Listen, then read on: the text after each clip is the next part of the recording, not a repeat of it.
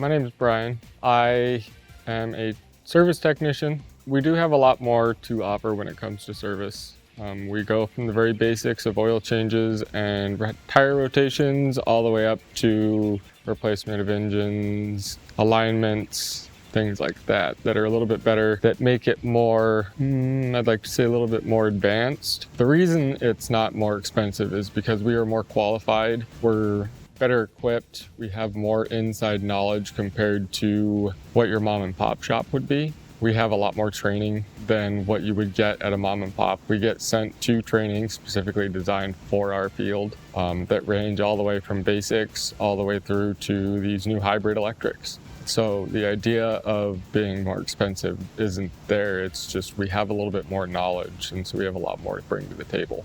I know that a lot of dealerships like to promote service because that's what keeps business coming, but we are more focused on you as a customer. We want you to come in and actually be a part of our team.